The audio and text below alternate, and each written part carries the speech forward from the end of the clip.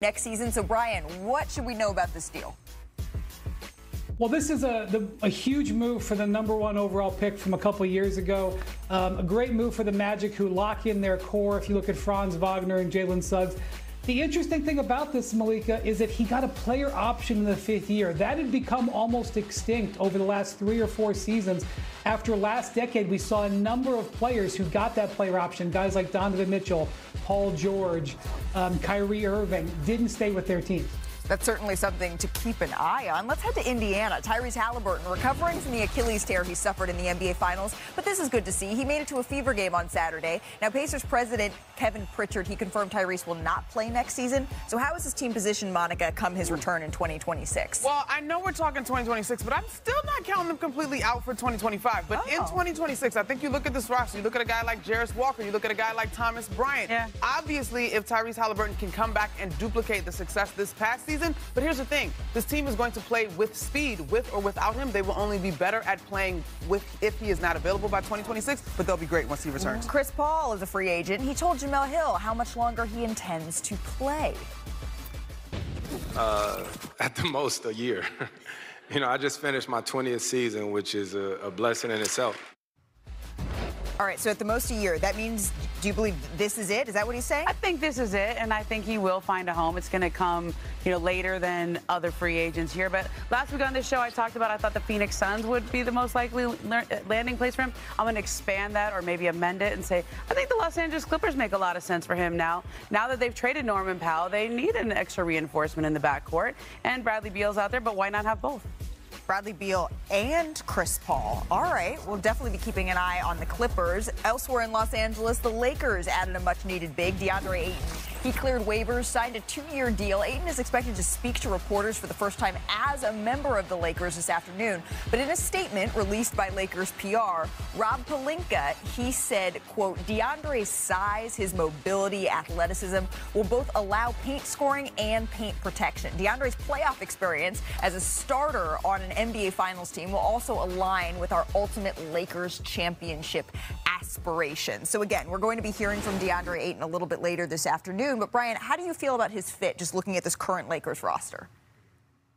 Well, the Lakers needed a center. They had $8 million to play with. That was their limitation. And they get a guy in his prime who has put up terrific numbers, who is going to be highly motivated. The contract he signed has an out after this year, which means that we're going to see potentially a DeAndre Ayton that we haven't seen in a while. He signed that contract with the Suns. He was salty from the moment that he signed it because he had to go get an offer sheet from the Pacers, and he just wasn't the same player over the last few years. All you can ask for from the Lakers, in the situation they were in, was to get a motivated, high-production player at that price. They did. Is he a perfect player? Of course not. He wouldn't have been bought out if he was a perfect player. But the Lakers are in a situation of need. DeAndre Ayton is in a situation of need. We'll have to see how they work together.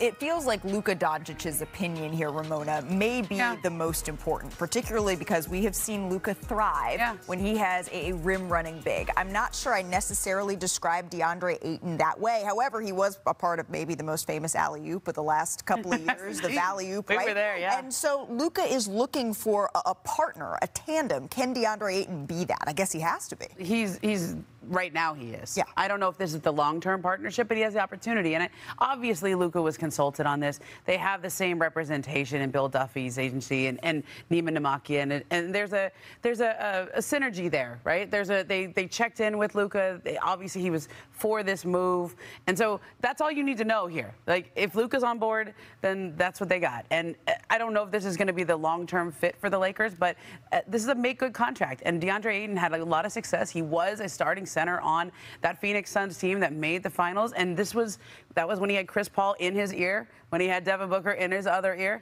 and he was in a very structured environment with Monty Williams as the head coach.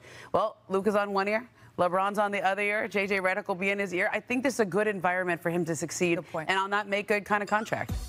I think you're right in all the You don't sound as convinced. Well, we have talked ad nauseum, and I often have disagreed with the way that Luka has been discussed in terms of needing to turn over the leaf as far as his conditioning and taking it to the next level. DeAndre Ayton's got to be able to respond here. But here's what I think is beautiful about this for him.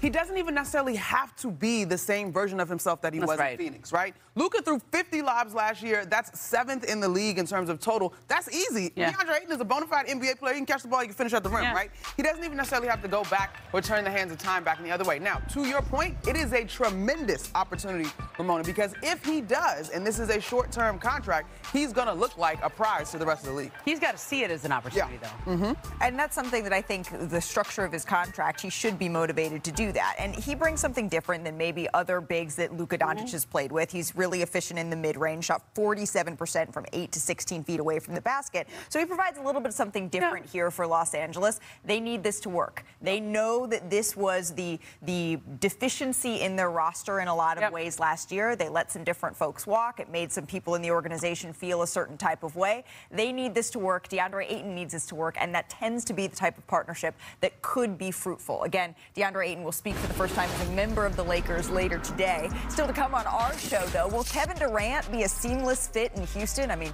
we're talking about one of the greatest scorers of all time, and taking a look at the new pecking order out west. Who's moving in front of the contender line? Plus, we have a Cooper sighting. We've got Cooper Flagg's comments on practicing with the Mavericks and looking forward to his first summer league game as well. And do you happen to know, Miss Momo, what happened 15 years ago today? Oh, man, I'm old enough to remember this. I got a hint. Sent our producers scrambling for the greatest Heedle. Not 5. Know what it takes to create that success. It was a no-brainer for me. You know, the league is the league, and there's always going to be ebbs and flows in terms of how the hiring and firing process goes, and you just embrace it and you keep moving forward. There's a real reverence whenever Mike Brown speaks. Welcoming in our panel, our senior writer, Ramona Shelburne, our senior writer, Brian Windhorst, and I'm so glad we have our do-it-all analyst, Monica McNutt, here in Los Angeles as well.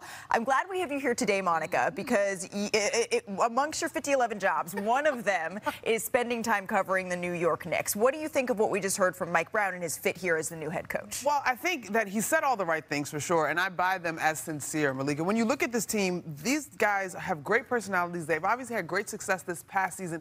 There's not a ton of tweaking that needs to be done. Yes, you mentioned it in your toss. Getting over the hump, that will be on the shoulders of Mike Brown. But in terms of having an organization that is already committed to winning, that has been well established. And I think when I look at Mike Brown's resume, one of the things that jumps out, and we talked about this a bunch last week in New York, are the 2 Coach of the Year awards separated by decades, right? And so to me, it indicates that he's been able to adapt to this generation of both coaches and the style of the NBA game that has changed over time. And he has won, maybe not as a head coach, but as an assistant coach. He's been a champion. He's been around the stars of the stars, the Steph Currys, the LeBron James. But when you're looking at a roster that is largely the same here, Ramona, and it's a huge head coaching shakeup, after the Knicks made it all the way to the conference finals, the bar of success, it's pretty freaking high. So let's remind people, though, that when they did get rid of Tom Thibodeau, they met with a lot of the key players. There was interviews with 7 or 8 of the key players right before they made that decision. And so I think they're pretty confident knowing that Mike Brown will be well received here and a new voice will be well received. And I think probably his best attribute here is just his flexibility. You know, one of the things that happened with the Knicks, they had one of the best 2-man combinations in offense early in the season with Jalen Brunson and Karl Towns. That pick and roll game worked so well. Then opponents change things up a little bit. They would put Josh Hart's man onto Jalen Brunson, and they would dare Josh Hart to shoot. And the Knicks just never had a counter for it. And you saw that when they got to the playoffs, they were just very one note. And Mike Brown is a very collaborative guy. He's worked in a lot of situations. I first got to know him in Los Angeles when he worked with Kobe Bryant following Phil Jackson. And so this is a big job the New York